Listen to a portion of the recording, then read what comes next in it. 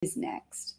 And for a lot of people, this can be anxiety producing, right? Like, oh shit, what is next? Oh my God. Or maybe it's like, I really want to expand. I really want something more in my life, but I don't know what that is. So that's fearful, or that's going to actually call me to do something different. And like, that's scary. And so the next chapter, as exciting as it can be, it can bring up a lot of fear and a lot of anxiety. And the first thing I want to say is really, that's okay. It's completely normal. We are, it's funny, like change is the only constant in our lives. It's something that's happening all the time. It's the only thing that we can really rely on. But to our human brains, to our bodies, change can be really scary. And depending on the specific energy that you are working with in this lifetime, particularly whatever you've chosen to come here to master and embody, because we all have our unique lessons and our unique dharma and soul and mission and purpose, and the things, our unique challenges, right? The things that we are uniquely working through. And I think understanding that gives you a lot of clarity around this. But depending on what that is for you, you may experience change and stepping into the next chapter very differently from another. And so, no matter if you're really excited or no matter if you are really scared, first and foremostly, I just want to say it's completely normal and it's okay. And so, one thing that I really wanted to speak to you guys today is about the confidence codes. I'm going to give you a little introduction to this.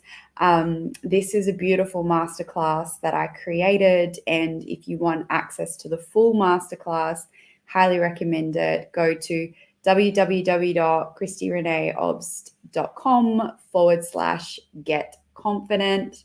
Kristy Renae Obst is KristyRenaeobst. Yes, that's right. I think Lena's going to link you here too, so you can get access to the full thing.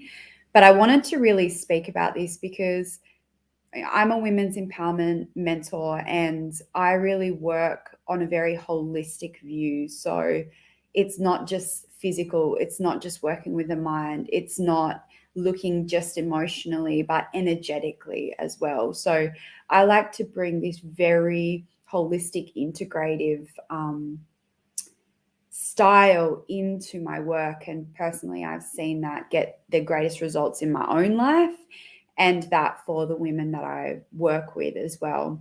So I really, really love to support women to find, like, reclaim their power, find inner strength and confidence. And it's interesting for me because confidence is usually the thing that everyone wants.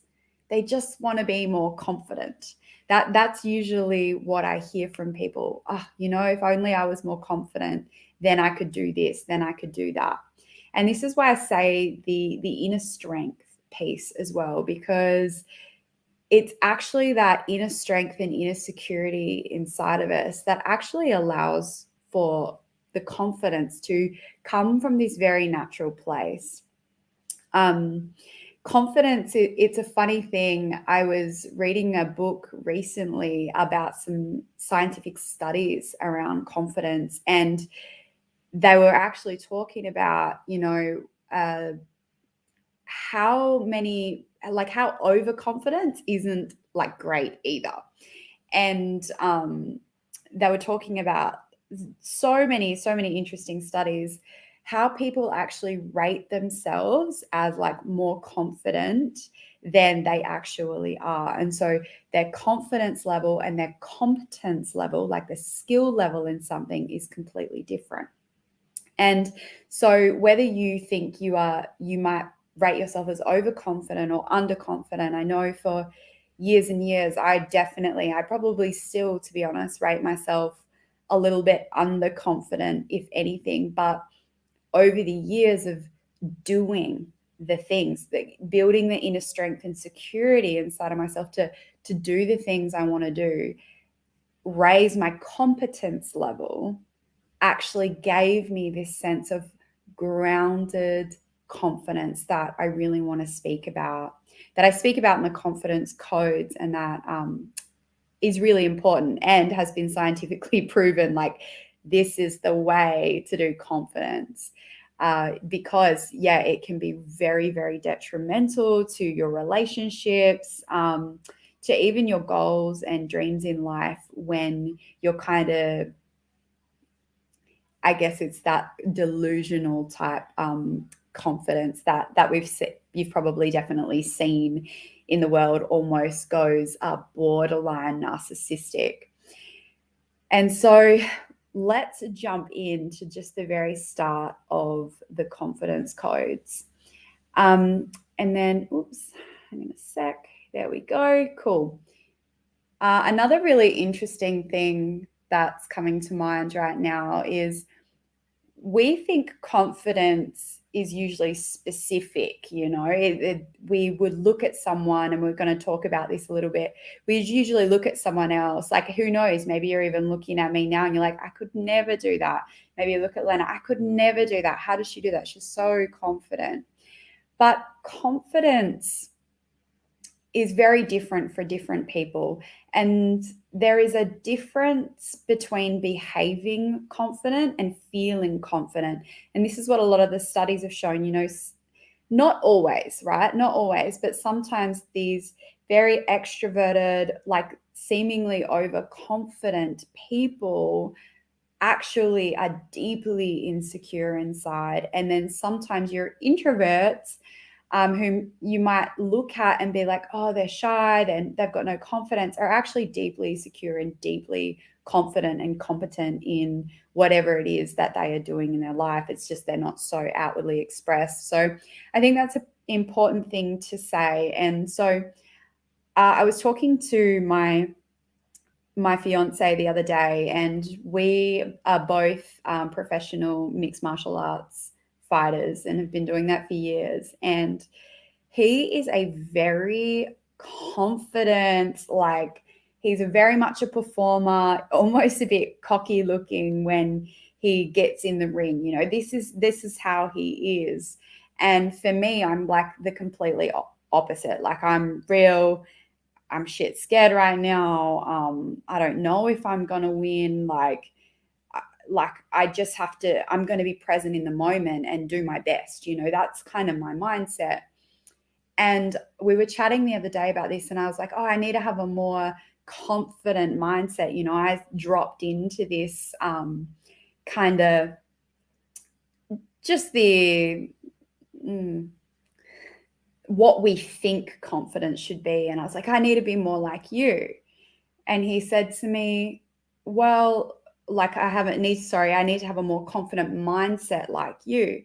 And he said, well, do you? What do you think the right mindset for winning is? And I was like, oh, I just think, you're more confident, and it seems a lot easier for you because you've got this level of confidence. And he said to me, Christy, how many fights have you lost? And I've lost one fight, and that's to a girl who's actually in the UFC now, and she is undefeated, incredible fighter. So she's the only person I've lost to. Anyway, so he was like, so your results are like very good, like your measures of success, if winning is that success to you, they're really good. So is my way the right way, or is your authentic way, authentically for you, actually the right way for you? And I was like, oh, sometimes you come out with so much wisdom. And I was like, yeah, you're totally right. You're totally right. So I wanted to share that little story, because the first code of confidence is actually authenticity. And that means we have to stop looking outside of ourselves and start looking inward. So the confidence codes, there's many qualities, many energies, many frequencies, and many things to embody that actually create true confidence. It's not just one thing. There are so many things that we need to look at and piece together and practice and work on to embody this level of self-assured confidence. And this is what I love teaching people, because it's confidence that never leaves you, ever. It makes you really unstoppable in the face of anything that you're stepping into. In your next chapter, no matter what comes your way, this kind of confidence is what will get you from A to B to C to D, all the way to Z, whatever that is for you. But to start with, what we want to do is really define what confidence means for you to start with. So again, like I said, a lot of us have this idea of, like I said with my partner, like, oh, confidence is what you've got. That's the mindset that you've got. That's a confident mindset. That's what I need, without really looking at the truth of it, right? So often we get caught up and, oh my God, today, I feel sorry for the young girls growing up with social media these days, and the filters, and just there's a lot of pressure on what's right, what's perfect, what's confident. And yeah, I really, really think it would be hard. I don't know about you, but definitely like that whole age of my life was pretty tough. I couldn't imagine growing up with Instagram and all of these things. So we look outside on what confidence should. Anytime you say that word, that's a big red flag to look at whatever you're saying that about, whatever you think confidence should do. So I want you to just ask yourself, like, what does it mean to you? What does confidence mean to you? And we've talked about few things already. So maybe you're like, oh, well, I really like what Kristy said about this. I really like what she said about that. So maybe that's what confidence is really to me. But really look at, like, what would have you defined confidence as before you even started listening to this masterclass here, this introduction? Because that's a really good place to start. Like, oh, yeah, where is my mindset around confidence? What codes have I actually got my confidence wrapped up in that is probably an illusion? This is what I've written here. Are you stuck in an illusion of what confidence is? And comparison kills confidence, kills it completely, which is the world we're kind of in right now, even down to the way things are advertised and marketed to us is like, it's just setting ourselves up for more comparison, more not enoughness, more lack, more scarcity mindset. Yeah, just basically that we're not enough as we are, more consumerism and perfectionism. And so we've been brought up in a world that's killing our natural confidence. And so the next question is, what do you actually want confidence for? So if you think about these next steps, this next chapter in your life, like, what is that? What is that? And what do you want confidence for? So what is that? And when you have confidence, say you had the level of confidence that you truly wanted in your life, what do you think it would give you? What do you think it would give you? And how would you be showing up in those areas of your life? Whatever that next chapter that you're stepping into. Let's just say, for example, it's starting your own business. Maybe it's actually, putting your face out there. Who do you think you need to be to have that confidence? What do you think it will give you? Is that going to give you more success? Is that going to give you maybe less anxiety, around doing it? Starting with these questions is very powerful, because we can go straight into like looking at the codes of confidence, But that will only further wire you into an illusion and kill your, what we're talking about here, grounded and embodied confidence. Like, it's grounded. It is a part of you. It is completely embodied, this confidence. And like I actually had like a massive trigger around the word confidence anyway, originally. So it's funny I talk about this so much and have kind of been deemed the confidence queen, because for me, it's really like the courage and that self-assuredness and that inner security. Like, I'm so self-assured. Actually, I'm so in love with myself in this grounded, embodied way that naturally creates a confidence. This is why there's codes to the confidence, and confidence isn't just this standalone thing. So I hope this is like really opening your mind up to a different way of viewing this. So the first thing that we're going to chat about, like I said, is authenticity. Because, like I said, if you are out there trying to be someone or something else to, have that thing that you want the confidence for, to step into this next chapter, eventually that is going to fall away. That is going to break down, because we're trying to be someone or something that we think we should be to succeed, to fit in, to be confident, whatever that is. And that's going to break you down eventually, because it's not truly you. Brené Brown says, true belonging is belonging to yourself first. How often do we actually look outside of ourselves for approval from other people? Did I do a good job? Oh, I did a good job. Okay, cool. I'm good now. I better keep doing more of that.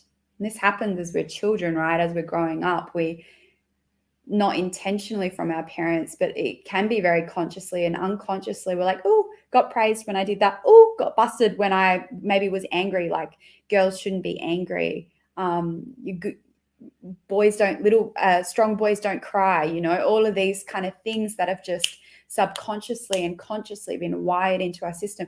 Well, I better not show any emotion. Well, I better not ever get angry.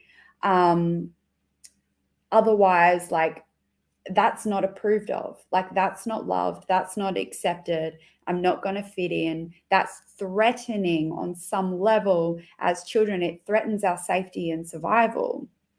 So to belong out there, I need to show up a certain way. And we still think this.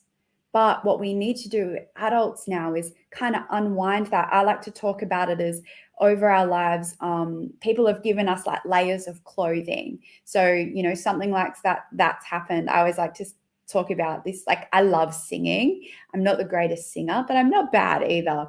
But I really enjoy it. But as a kid, like, I just used to get told to shut up all the time, because I don't know, I was probably very bad then. And I got told I was tone deaf and all of these things, and no good at this and no good at that.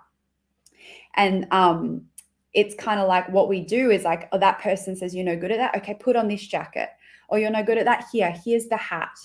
Here, put this on. This is how you're going to fit in. This is how you're going to succeed in the world. This is how we love you, essentially. And so what we need to do is like strip off, get completely raw, completely naked, back to our authentic self. That is how we discover confidence. And this is the first code of confidence.